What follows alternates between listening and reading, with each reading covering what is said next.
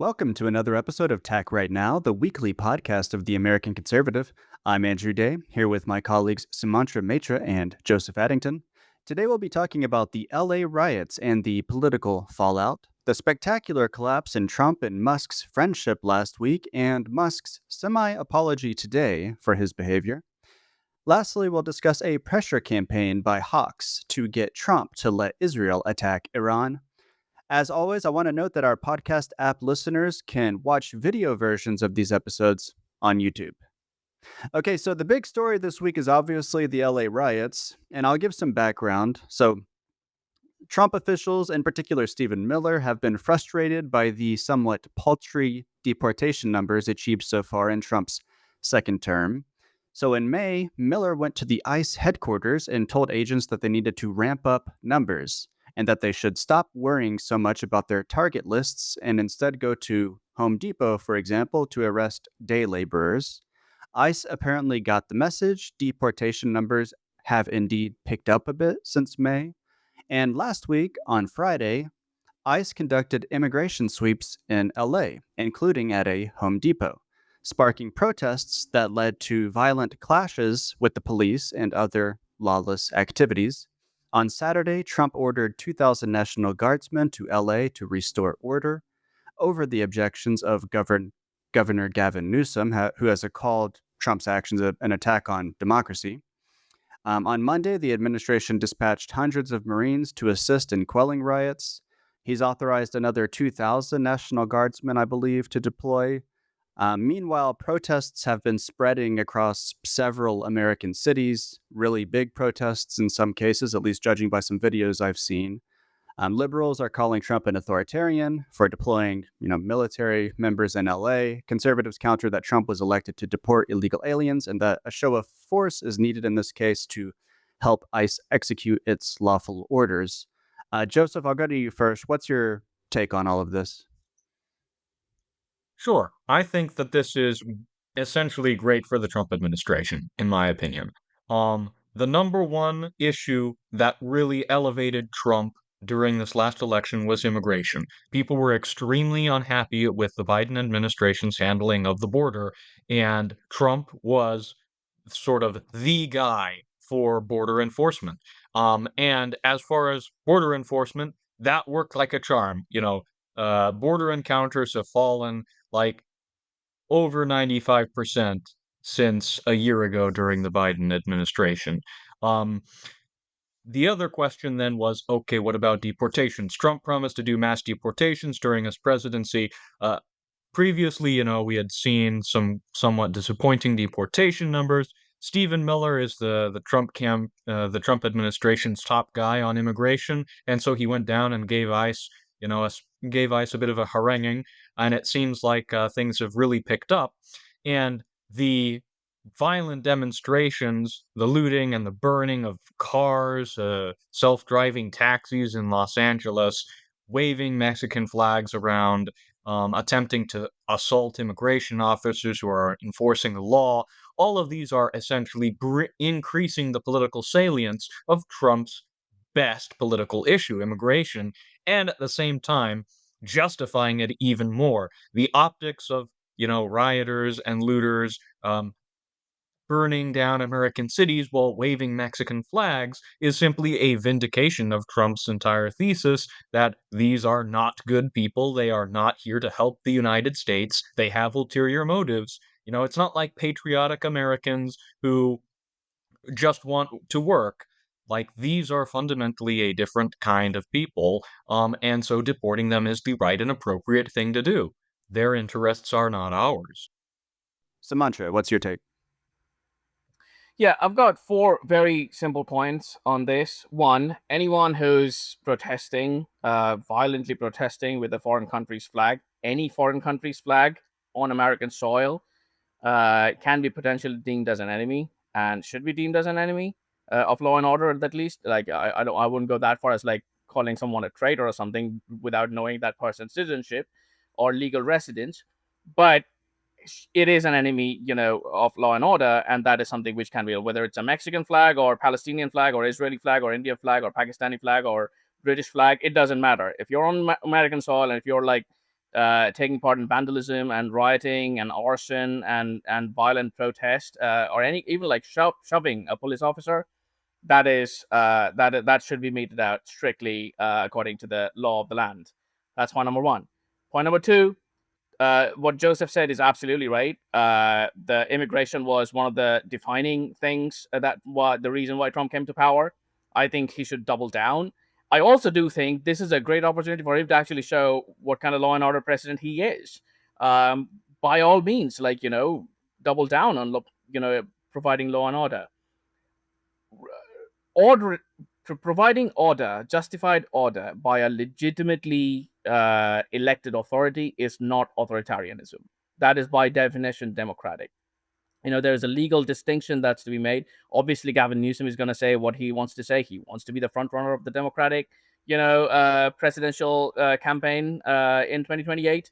And by all means, from what it looks like, it would be probably Vance versus Newsom. So it's like kind of like shaping out to be a domestic political battle at this point of time, purely on optics level too. So he's constantly tweeting about how the government should come and arrest him, understandably so, because he wants to be in that position where the optics is going to work. Like, oh look, this guy has got arrested and he's like running for president.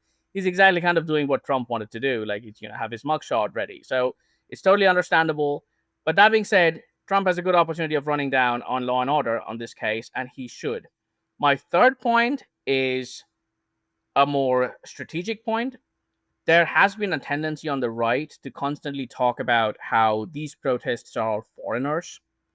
I am not convinced that these are all foreigners. I think there are lots of people who live here who are actually legally resident of this country are doing these kind of protests. In an earlier era, you could have sent them to deport them to a country like Britain, for example, used to send all people to Australia, for example. America obviously can't do that; it's a republic. But that being said, this is not just like canceling student visas, or this is not just like getting someone who's working in a farm who's I don't think they actually probably would wave a Mexican flag. I think they're like third generations who are living in California. They're probably going to wave a Mexican flag a lot more than someone who just came, from Mexico. So I think to sum it up in a point is like I think point number four, this is more of a failure of FBI than a failure of ICE. Deportation was always supposed to be hard. Everyone knew that this was coming. You know, do we need to think that the FBI is unaware of what kind of organizational hierarchy is leading to these protest movements? What kind of, every single one of these protests are being organized on social media. Do we think that the FBI is not cognizant of who's leading this? Where are they getting the money from? How are they printing the placards? Who's helping them? Which billionaires? What is the FBI doing? I mean, this is, if anything, this is one of their primary reason for existence, is to figure out violent movements, organized crime, and violent movements inside the country. So this is a failure of the FBI to, one, anticipate that these are the kind of protests that's going to happen, and two, deter some of these people who are actually protesting. There is a lot. It's an easier way to figure out who are the ones behind these protests, who are the ones who are helping, funding, and organizing, and leading, and doing, and make an example out of it. The Trump administration would benefit from that. I think Antifa, for example, has always been on the radar of the political right, and this is a good opportunity to crush them. So I think partly it is good for optics. I think Trump also kind of wants to show how LA is burning. That also helps in his political cause. Nixon did the exact same thing in a way. He won 49 states out of 50. But that being said, I do think this is a good opportunity of cracking down on the law and order front. And there are lots of organized, political movements on the left. And this is a good opportunity. He has got 3 years ahead of him. And this is a good opportunity to crack down on them. Yeah, I'm going to follow your lead, Sumantra, and kind of distinguish between, on the one hand, what is right, and on the other hand, what's politically expedient, between like principles and prudence. Because as far as what is right, obviously, among people on the right like us, it's no secret that liberals have become kind of soft, and Westerners in general have become kind of over civilized, and they've forgotten some, cold, hard truths about the importance of national cohesion and about the fragility of civilization and the necessity of state violence to maintain law and order. And, I haven't forgotten those things. That's why I consider myself to be on the right. And so when I see this kind of thing playing out in front of me, I kind of, disagree very strongly with the way that liberals are looking at it. I kind of think, well, of course, Trump has the right and indeed the duty to enforce immigration law. That's part of his job. And if protesters are making that impossible or more difficult than it needs to be, then he has the right to have a show of force, to make sure that these ICE officials these officers can carry out their lawful orders. So, on that level, I disagree totally with the left on this. It can't be the case that millions of people can illegally cross our border over the course of 4 years, and then the federal government just says, "Oops, like there's nothing we can do about it," because if we try to enforce the law and send some of them back or many of them back, then they're gonna throw electric scooters at our cops and rocks and set things on fire and destroy private property, including both commercial property and citizen property, as well as, public property. That's unacceptable. Like, you need force to enforce the law. Like, that should be obvious. Okay. On the other hand, if we're thinking about what's expedient and what's prudent, I think that there probably have been some missteps here. We mentioned earlier that one, the deportation numbers are bad. Okay, he's on Trump, and Joseph, you're absolutely right that a lot of that is just because Trump has been so successful at closing the border, so there's just fewer opportunities to do easy deportations. But he's on track for like 200,000 fewer deportations this year than Biden had in 2024. I mean, it's like really bad numbers. Um, and so I think we should keep that in mind. They're trying to amp it up right now. They're clearly pursuing, kind of splashy deportations, invoke the Alien Enemies Act, send people back on planes, post it on Twitter, videos of it, stuff like that. And another thing that they're doing to try to incentivize self deportations by kind of basically, scaring people is at these LA deportation sweeps, these ICE officers were rolling up in military gear and armored vehicles to arrest like, dozens of people at like a Home Depot or a garment factory or something. And I think it seems to me that this strategy isn't working. I can understand why Stephen Miller thought it would. They have limited resources, so they want to do the splashy thing to change incentives. But it seems to me that it's one, making illegal aliens more cautious in their interactions with the government. They're kind of keeping their head down. I've seen that reported at least, and major outlets, liberal outlets. So take it with a grain of salt. And another thing is, it's led to this situation in LA, and what I would want to say is, like, we should judge this based on the results, not the spectacle. Because I agree with you, Sumatra. There might be an element of, this might be intentional on some level, because it plays so well for the Trump administration for reasons that Joseph mentioned. It's very spectacular. It shows this breakdown in law and order that's good for Trump. But ultimately, we should judge this on the results, as I said. And I'm wondering, where the heck are the National Guardsmen? I mean, are they? It doesn't seem to me that law and order has been restored, right? And my worry, and I'll complete my point, and I'll go back to you, Joseph. But just to complete my point, my worry is that we don't actually get a lot of deportations. We don't actually get the National Guard restoring law and order in these cities. The protests spread. The left is galvanized. And like at the end of this thing, we've got fewer deportations than we had under previous Democratic administrations. I don't know. I'm not saying we're there yet. I'm just, I'm not saying that's necessarily the situation we're headed for, but I think that that's a danger right now. But Joseph, I'd be curious how you'd respond. Yeah, so I kind of want to make 2 points. First is, I think I disagree with you about rounding people up at Home Depot. I think functionally, like if you want to do major deportations, you have to go after those kind of gatherings, and inevitably, any program of mass deportation is going to make illegal immigrants more cautious. Uh, so I don't think that's a point against it. I don't I mind the do Home want to. Depot thing, by the way. I don't mind them going to Home Depot and targeting day laborers or just finding day laborers. I was making more a point about this like military show of force. But sorry, I interrupted. Yeah. Uh, so But I do think it's really important to elaborate on something that Sumantra mentioned, which is that, a lot, probably most of the people waving Mexican flags at the protests are not illegal immigrants. I think it's really important to understand that. A lot of them are going to be Chicano activists, if you're familiar with the politics of the American Southwest, and these people have been in the United States for a long time. Now, under Cesar Chavez, Chicano activists were very actually opposed to illegal immigration because it cut into their wages.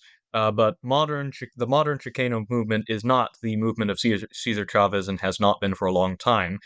Like all other left-wing movements, it's been cannibalized by sort of wokeness in general, and so it has a very sort of ethnocentric approach to politics. And so, the kinds of people that are protesting are Hispanics, and they consider themselves to have sort of a separatist, pan-Latino, pan-Hispanic identity.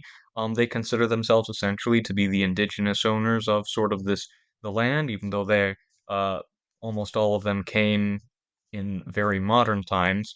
Um, and they consider them essentially sort of a separate nationality from the American people, even though they've been in the United States for generations. And I think that's important because it tells us something about the immigration problem. Like, these people have been in the United States often for multiple generations.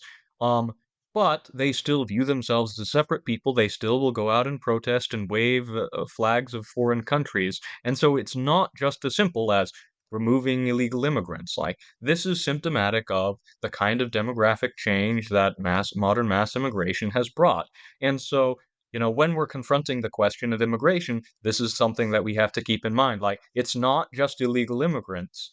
These problems are also caused by people who've been in the United States for generations.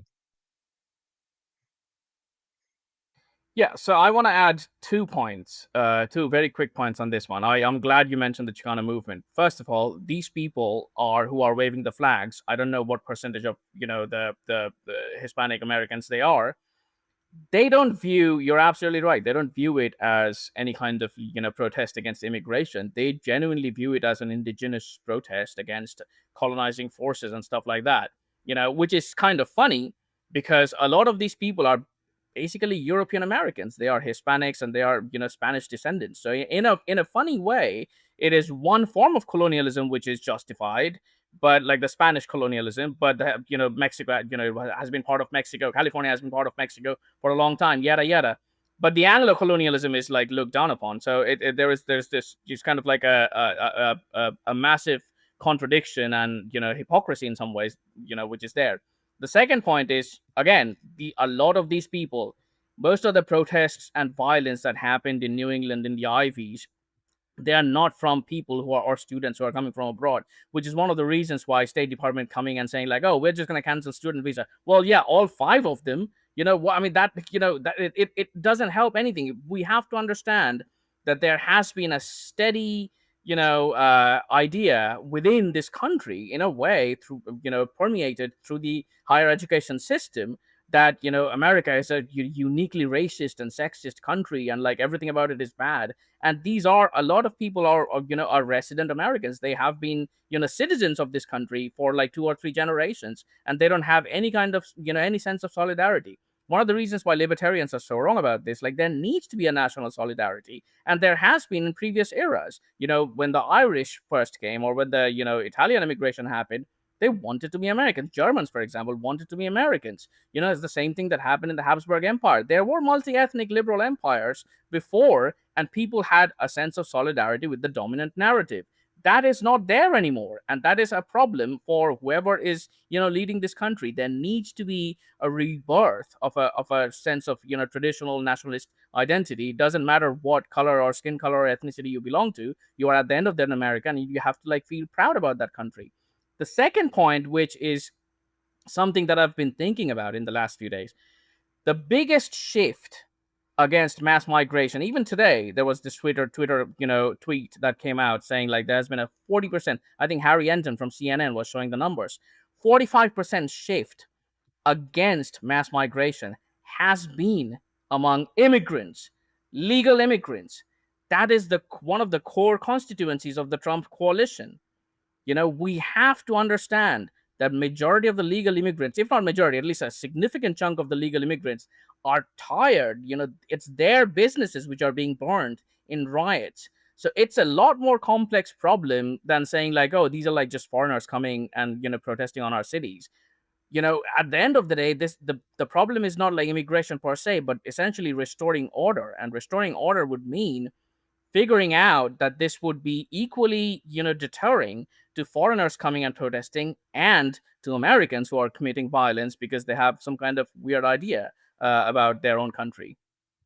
I think it's also important to understand that like a lot of people talk about assimilation, but even assimilation is not necessarily a way to solve this problem because increasingly, American mainstream institutions are dominated by uh, an ideology that doesn't view the country as legitimate. And so you get immigrants that assimilate to Exactly. mainstream left-wing views that view the United States as fundamentally illegitimate and evil. You see this with Asians especially, I find. Um, and so like there are a lot of problems that America is going to face because when we're talking about immigration, the question of assimilation, that all sort of focus around this locus of the question of, how are we going to define what is an American and what is acceptable, and how are we going to choose to define essentially our national identity if we have one? Yeah, I mean, and I just want to go back to, just by, I think you're absolutely right to put this in the context of this rapid demographic transformation that has been going on not only in America, but all across the West. Like, that is clearly the relevant context for understanding what is going on here. And just to reiterate, I don't have a problem in principle with going to Home Depot and finding illegal aliens. In my view, you know, by definition, if you entered the country illegally, if your first act, coincident with your coming into the country was to break our law and enter into our sovereign territory against our wishes and without going through our process, then doesn't matter how nice a person you are, if you're a family person and hardworking, you don't really have any legal claim to object to being deported. And certainly, we shouldn't allow for protests to inhibit the process of deporting such people, just as a matter of principle. Um, I definitely, you guys have mentioned this fact that there's been some really stunning images of protesters, perhaps immigrants, perhaps illegal immigrants. It's not clear. Waving the Mexican flag while riding a motorcycle around the burning car, and it's like the best optics imaginable for the Trump administration.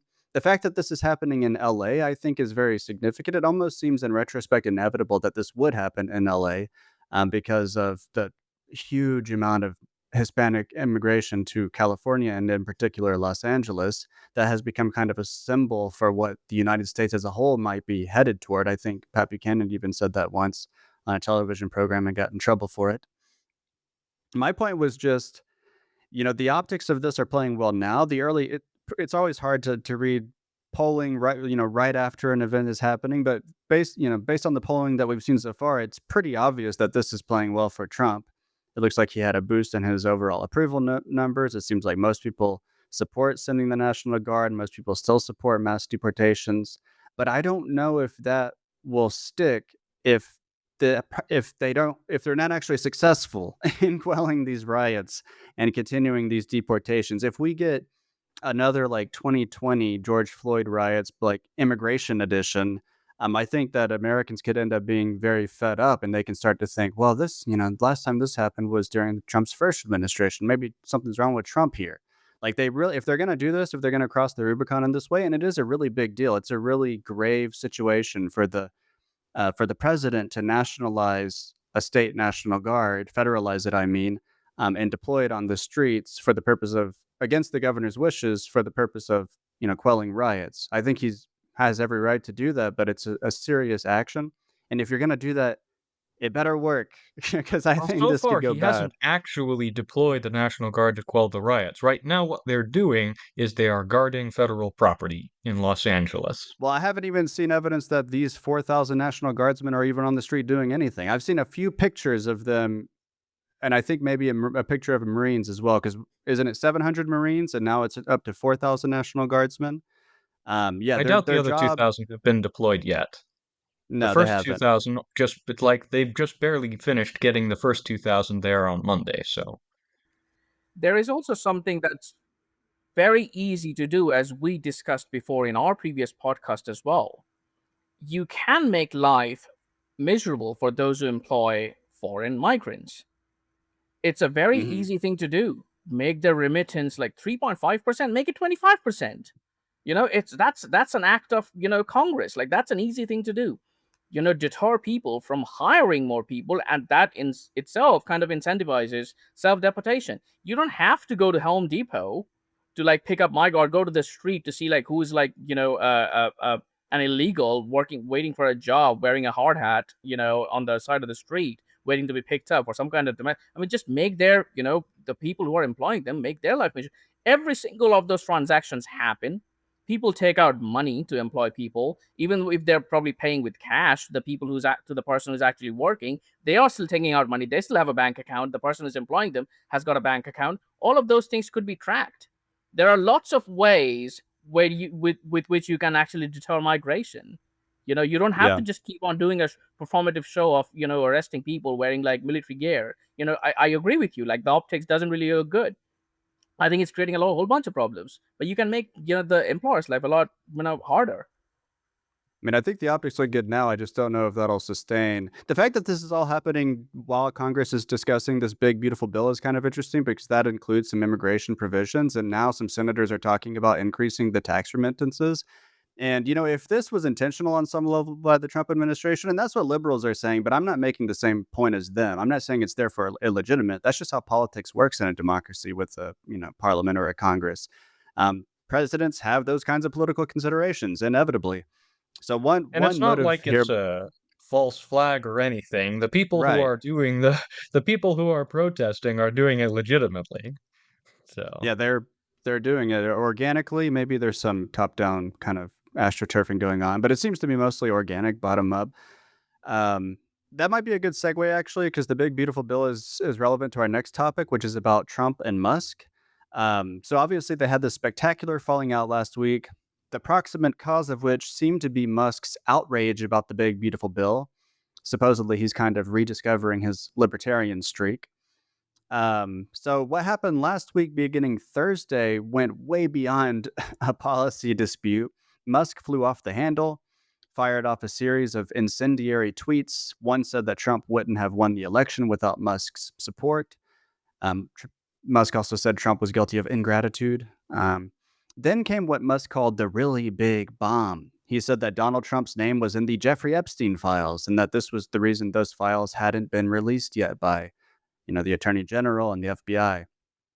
Trump, over the weekend, threatened to withdraw support from Musk's companies, which depend on government contracts and subsidies. Steve Bannon called for Musk to be investigated and possibly deported. It was a big, crazy row.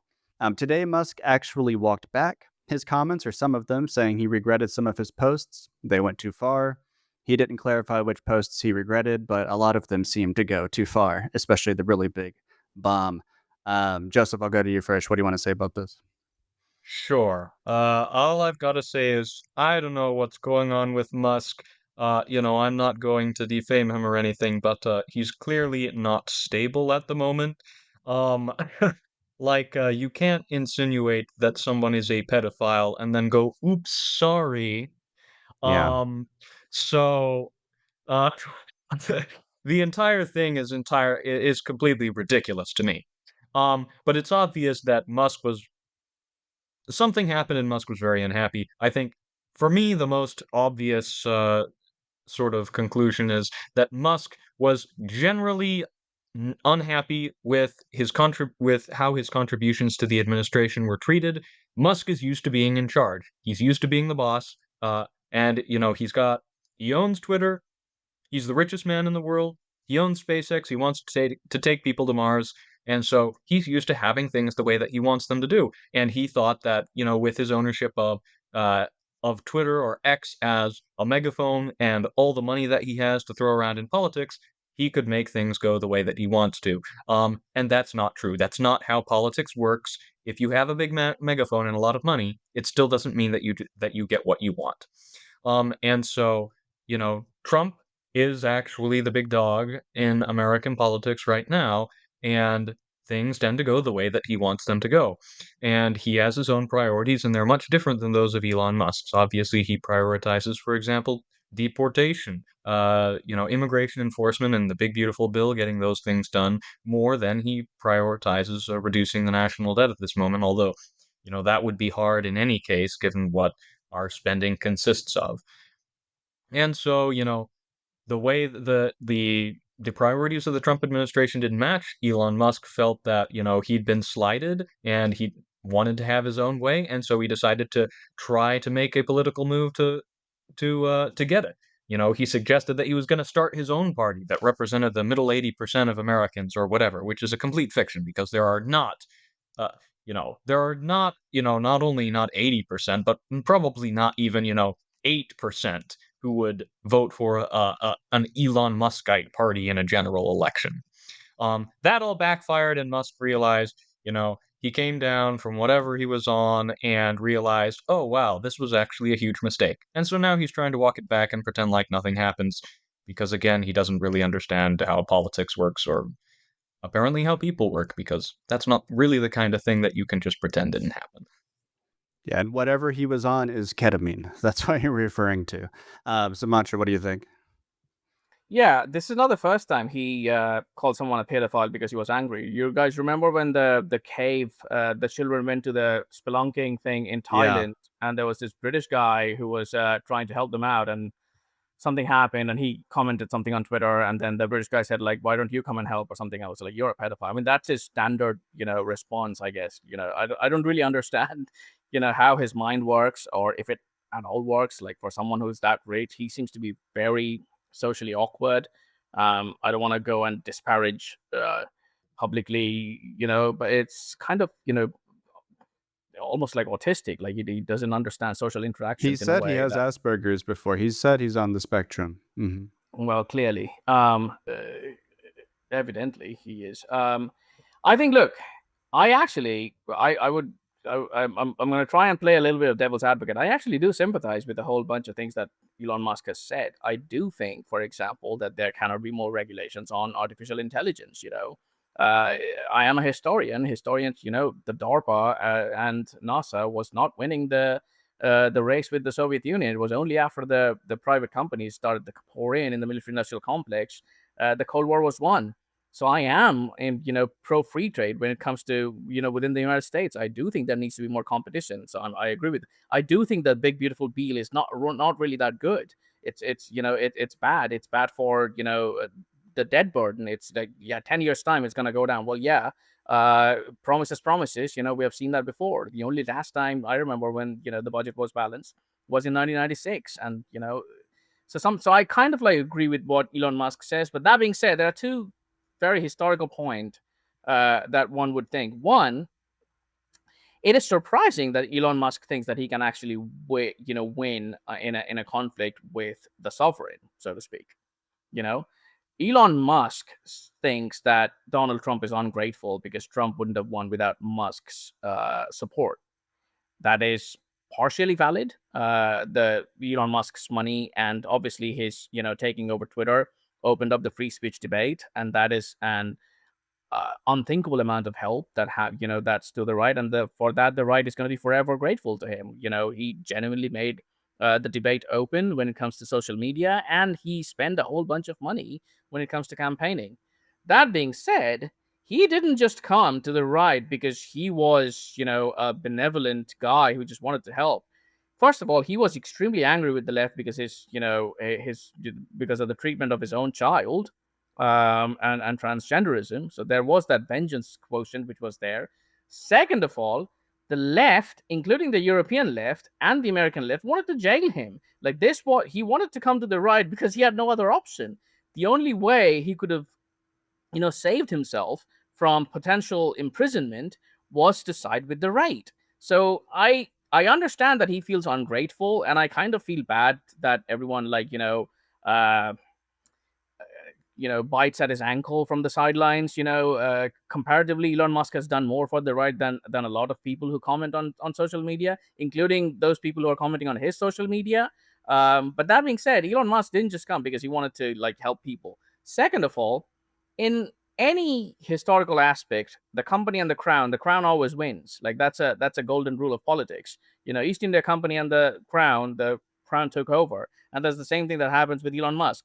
If Elon Musk really wants to go against the right, he's going to alienate essentially his only base of support, and he's going to lose his government contracts. His company is going to go down. His private life might be jeopardized. But I mean, what he's going to go to Russia and stay there?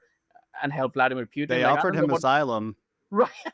Like, I don't know what the end game of this conflict is. I do think he has got some problem with understanding how politics works. As Joseph mentioned, like this ephemeral idea of like there's going to be a third party of like the silent majority of 80% Americans who tend to believe in whatever I believe. That is just it's a classic idea of any person who's rich enough to think that my opinion is the one which matters and no one else does. That's not how politics works, and I think it's probably has learned the right way. I mean, he's kind of like he's feeling guilty about what he tweeted the other day. He tweeted that today, so I don't know. I think things are moving in the right direction again. Yeah, so, actually, if I was Elon Musk's PR manager, well, first of all, my hair would be falling out and graying at an even more rapid rate because I would be so stressed out. Because first, he alienated liberal Americans and basically all Europeans, which is really bad for Tesla. Now he's in the midst of alienating potentially MAGA and the federal government. And as I mentioned, SpaceX, especially obviously, but his companies in general rely on subsidies, government contracts, tax incentives. And Trump is precisely the kind of politician who would be willing, if he thought the politics would work out for him, to pull that government support, which could really screw up Elon Musk's businesses. He's going to be rich no matter what. He's wealthier than like the next two billionaires, like Jeff Bezos and Mark Zuckerberg combined. I'm pretty sure he has hundreds of billions of dollars a year. But I imagine his shareholders are really freaking out, and he could take a not insignificant hit to his net worth. So Well, some of those tax credits were already pulled in the big beautiful bill. That's one of the reasons yeah, he and I was want to say unhappy. about that, I don't think, he keeps on saying that's not the reason I'm objecting to the big beautiful bill. I think he's telling the truth because I think he's starting to see those tax incentives as bad for his business because they just, if you pull them, then you increase like the barrier to entry for electric vehicle companies to get into this market, and he's already a player in this market. So his incentives are not actually that clear when it comes to whether he wants these incentives to remain. But And they just also as created a dependency, which he's right, increasingly, I would imagine, seeing as not optimal. right. I don't know if he thinks that far ahead, though, to be honest. But another thing I'll say as far as the PR component of this, if I was his PR manager, I would have told him, do not walk back what you said, or don't do it quickly, don't do it too soon, because previously, before today, before he said he regretted those posts, and he was starting to kind of dial things down even over the weekend. We had some indication. We were sharing him in our workplace Slack channel, for example. We had some indication that he was regretting what he said. I would have told him, right now you can claim to be taking a principled stand, because you just hate government debt so much and you're just objecting to that. Once he walks it back like he did today, it makes him look like he threw a temper tantrum, like he's just not in control of his emotions to the point where he will publicly accuse the president of the United States of being a pedophile. Right? That's crazy. That is an almost unimaginable lack of self-control, especially when you consider how many people depend on him and the continued operation and success of his businesses. It's such a reckless thing to do. I would have told him slow walk this this thing. Don't just say you regret this and feel bad. Another thing about the Jeffrey Epstein accusation he made, my first thought as soon as I read that tweet was, okay, let's assume you're telling the truth and that Donald Trump's name is in the files and you know that they are because somehow during your time in government you found that out. That itself is already weird from a PR standpoint because it's like, what, you didn't tell people until you got mad about a spending bill, and And then you decided to reveal this information? Why didn't you tell us earlier? That doesn't make you look good. You're burning a bridge and making yourself look like an idiot. That's basically what he's doing. I do think that ketamine is highly, so it's relevant to this. Like, that is what's going on. I don't know if you guys read this New York Times article. Musk had previously admitted to small amounts of ketamine use for depression. He was asked about, what was the purpose of the prescription, and he said it was for depression. Apparently, the medical community is pretty wary of ketamine as an antidepressant because it is a very intense drug. It's a dissociative drug, and there's a high risk of dependency, addiction. And he said he was using a small amount. This New York Times article, it said basically he was using so much ketamine that he was having bladder problems. I assume like bladder control issues. He was having to carry around a bunch of pills, take like 20 pills every day. Some of those were recreational. He was taking a lot of Adderall. Some of them were dealing with the, bad effects, the side effects of chronic ketamine use. And I think it's clearly kind of screwed up his brain. He was already a weird guy. He already had trouble with people. He on some level I find him to be kind of likable and like unintentionally funny, but according to conventional understandings of charisma, he's got like none of it. Like he's one of the most unlikable people in politics when you just judge him according to like your normal standards for whether you like a person. It's a big difference between him and Trump. Trump can yuck it up with anybody. He's it's hard not to like him on a personal level. Musk is very much the opposite. And I think that's one reason Trump is coming out ahead of this because he's an alpha male. He knows people, he understands power dynamics. He actually was quite restrained in his response, notwithstanding this threat to withdraw U.S. government support from Musk's companies. Um, and he just sort of let Musk have enough rope to hang himself. And now Musk is coming back and saying sorry, basically. I don't know if you guys have anything else to add. In a way, I think, Trump has strengthened his hand incredibly because, Trump does have this reputation as a guy who, like, crushes anybody who's disloyal, but essentially, it seems like he was just treating Elon like a wayward child, like, he made some statements about Elon, but they were not, like, savage or, they weren't the kind of devastating attacks that Trump is often known for. In fact, they were especially for what Elon was saying very moderate and temperate. And then, he does this for a little bit, and then Elon comes back, and it's like, well, obviously he had it in control the whole time. There was never a doubt. And so, not only does it severely weaken Elon's position, especially now that he's walked it back so quickly, but it also really strengthens Trump's hand and makes it look like, he's got everything in charge, including the richest man in the world. So. Yeah. Sumatri, you have any other thoughts on this? No, I mean, do you guys remember this old Bill Cosby skit about drug addiction? Like this, he went to a guy who used to do cocaine. I was like, yeah, why do you do cocaine? I was like, yeah, cocaine enhances my personality type. And then Bill Cosby goes and says, like, but what if you're an a-hole? So I mean, every time people talk about Elon Musk's drug addiction, I think like, yeah, maybe it's the drugs, but also basically he's just a guy who has got no restraint, or that is the problem with our current crop of elite, and I'm planning to write something about it. Like, you wouldn't have expected in the Gilded Age barons to talk like that. Like, they understood that power comes with a set of restraint and prudence, and can you imagine a Vanderbilt or a JP Morgan or someone talk like that in public? No, because at the end of the day, it's not just about how much money you have, but like how you conduct, how you operate, what kind of coalitional people you keep under control. And Trump understands that. Joseph is absolutely right. Why on earth would Hmm. Trump have to say anything in public? Because he knew that Elon Musk's and Trump's alignment was a alignment of interest. And tomorrow, if Elon Musk wants to go away, the Democrats are not going to forgive him. Europeans are not going to, the European establishment is not going to be nice to Elon Musk tomorrow. He has to crawl back to Trump. And Trump understands that. So he doesn't have to say anything in public. And look what happened. Elon Musk is now, saying that he's regretful of what all the things he said. And to your point, Andrew, if he knew about this charge of pedophilia and he didn't say, the counter question then becomes, so he's now apologizing for saying things that he didn't want to say. Does that mean that the charge was wrong?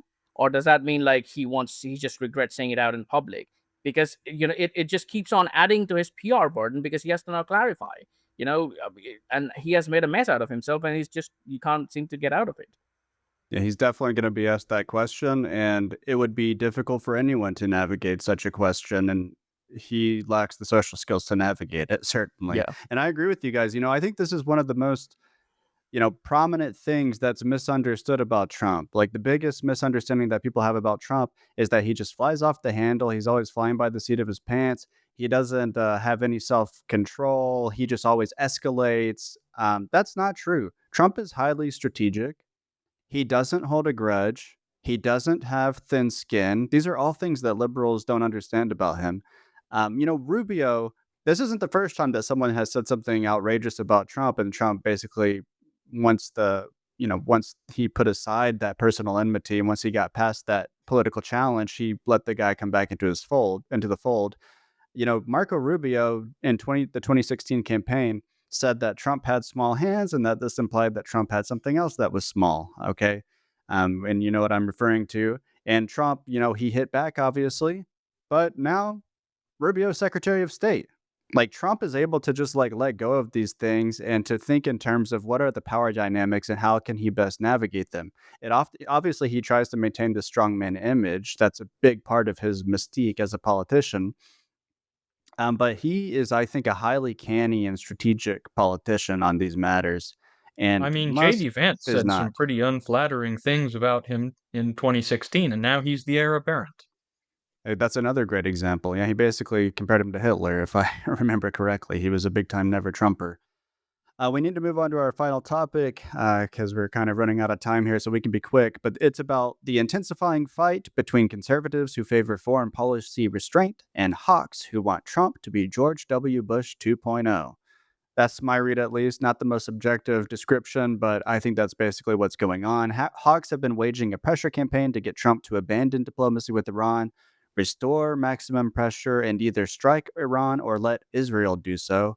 Fox News host Mark Levin was in the White House last week. He had a private lunch with Trump in the Oval Office and told him that Iran was days away from building nuclear weapons and that Trump had to let Israel strike Iran's nuclear facilities. Most people learned about Levin's lobbying efforts from Tucker Carlson, who posted a long article length post on X basically saying that Levin is a nut who wants regime change in Iran and that Trump shouldn't listen to him. There's a good Politico article people can read about this entitled Inside the MAGA versus Hawk Battle to Sway Trump on Bombing Iran. The U.S. and Iran are planning to hold more nuclear talks this weekend. We're recording on Wednesday. It's now 2:23. I think they still don't know if it's going to be Friday or Sunday, but it's probably going to be Sunday. Recent comments from Iran's foreign minister sounded pretty optimistic, actually, which was sort of unusual. Trump has been sounding more pessimistic, saying that the Iranians are tough negotiators in a way that's making it hard to get a deal because Trump still is saying that we can't have any enrichment. Iran can't enrich uranium at all.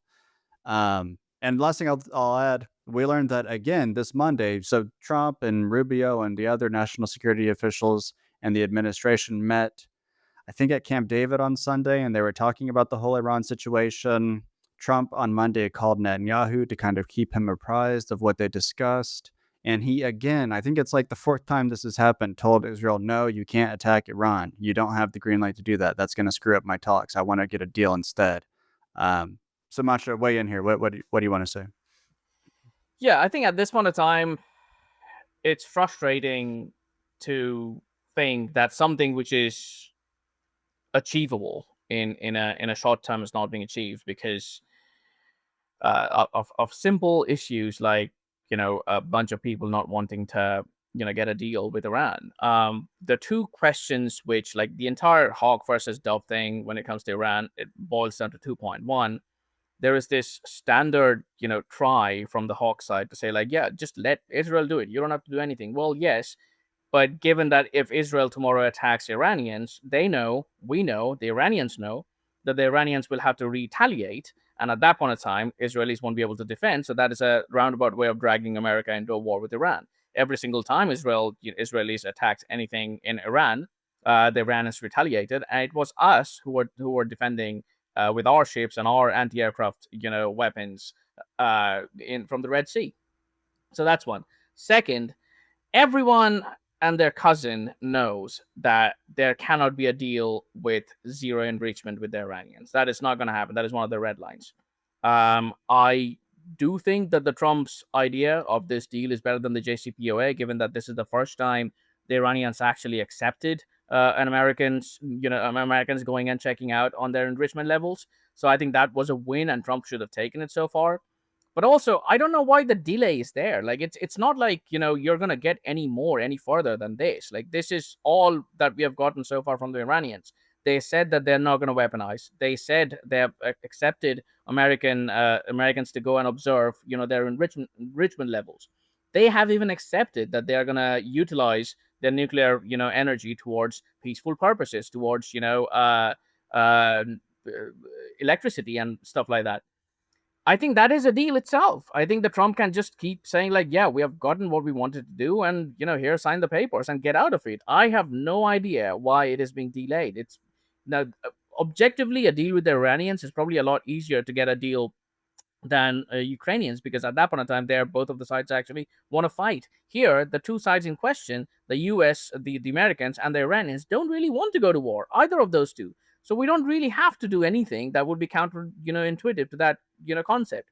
We can just go and tell the Iranians that, by the way, we have got no intention of going to war with you. You can enrich as much as you want, as long as we can keep an eye on that. Which, by the way, they have agreed to. And as long as you don't weaponize, we are fine. Get a deal. I don't know why it's being delayed. It defies logic. But I think clearly, I think one good thing is Trump is surrounded by people who actually kind of understand that the people who are trying to drag the Americans to war with Iran would keep on saying that questions about enrichment are still valid, or whether let the Israelis go to war with Iran and then we can just go and defend it. So that is a positive sign. I think as long as Trump is surrounded by people who understand that dynamic, then that's good. But honestly, it's frustrating to see that the deal is not there yet. Joseph? Sure. Uh, my read is that the Trump administration is trying really hard to push through this consortium deal, which would allow Iran to enrich uranium, but not on their soil, on like an island in the Persian Gulf, which would be shared between, all the various partners in the consortium. I think what they're trying to do is, and I think the idea is this would allow the Trump administration to say, okay, we're not allowing Iran to enrich any or uranium on their native soil while still preserving, the capacity of Iran to actually enrich uranium themselves. I think that's what they're trying to go for. I don't know if that's realistic or not. I don't have enough information on the actual negotiations themselves. But that's my read on it. And we will see how amenable it is to the Iranians, I suppose. Yeah, I think that that's what they're trying to do. I mean, Witkoff apparently was surprised that Iran said, "No, we want to enrich on our soil. If we're part of a consortium, we'd be fine with that, but it has to be on Iranian territory." And the reasoning for that is because the Trump administration, as you said, wants to do this apparently on an island in the Persian Gulf and to have it not underground. So it would be easy to block Iran's access to this enrichment. I mean, the maximum pressure campaign has involved restrictions on energy products entering Iran. So Iran has good reason to think maybe they wouldn't maintain access to this nuclear fuel for their civilian nuclear energy program. And also, since it would be above ground, it would be easier for Israel to take out. I mean, basically, Israel just has a kind of logistical challenge. They can't really take out Iran's nuclear reactors because they're buried so far underground that you need these like massive bunker buster bombs to take them out. America has them, and it has the B 2 Spirit bombers needed to carry them. Israel does not. Although it seems like Israel thinks it does have enough military capabilities to do some kind of damage to Iran's nuclear program. It's not true that they're days away from nuclear weapons, but they really have increased their stockpile of near weapons grade uranium since Trump withdrew from the JCPOA in 2018. They have enough that if they enrich it to weapons grade, which would probably take a couple weeks, they could make like 10 nuclear weapons. But even if they did that, they would still need to. There's still this engineering challenge where you have to make it shaped in the right way and really compact so it could go in a warhead and be small enough to fit to like a missile, or some sort of delivery vehicle. And that they're probably a couple years away from being able to do that. Like if you think about all the steps involved to actually having a nuclear weapons capability. That's closer than they've been, but you know, it's not quite as dire as Mark Levin apparently was telling Trump. And yeah, I think this enrichment thing. I think basically what happened is the Trump administration was open to Iran being able to have low levels of enrichment, enriched at like 3.67%, enough for civilian energy. But every time they said that or indicated this kind of concessive attitude, the hawks in America and in Israel would pounce and try to make a big, uh, fuss about this. And so the Trump administration just stopped saying that over time and started going to the hardline position. Every now and then you would get the suggestion that they would allow low levels of enrichment, and now my worry is that they're locked into this position. So Trump has basically said, either take a deal or we're going to attack you. And then he's also said the deal is the deal I'm offering is totally unacceptable to everyone in Iran. That's a pretty bad combination. But I don't know where this is headed. It's kind of similar to what I was saying about immigration, like deploying the National Guard. is not an end in itself, it's a means to an end. What matters is if it successfully restores law and order and allows these deportation operations to continue. Same with this topic. Like the negotiations are not an end in itself. Sort of. It's good to be talking, but they're a means to an end of a nuclear deal that puts Iran's nuclear program back in a box and prevents a war from developing out of these tensions. We got to judge based on the results, and I don't know. The Iranian foreign minister was sounded pretty optimistic, but I think he might have been sounding that way because he wants to avoid his country getting attacked. He wants to make it seem like a deal might be forthcoming. I think we got to leave it there. For picks of the week, I'm going to do The Right Can't Rely on Leftist Incompetence Forever by Jude Russo. He made a lot of points that I was making here, basically saying that these LA riots and some other matters are playing well for Trump because the Democrats haven't really learned their lesson about how the optics of these things pan out in favor of the Republicans. But ultimately, the Democrats are going to, kind of get back into gear and concentrate on winning and trying to have a good strategy to win. So Trump needs to achieve results so that the Republican Party can continue to succeed going forward. Sumantra, what's your pick of the week? Yeah, I'll take Dan McCarthy's review of Sam Tannenhaus's book on Buckley. The name of the essay is "The Hero with 1,000 Pages," a doorstopper of a book. I haven't read the book myself. I found the review to be really eye-opening. So I'd advise everyone to go and check it out on the website. It's also from the next edition of the print.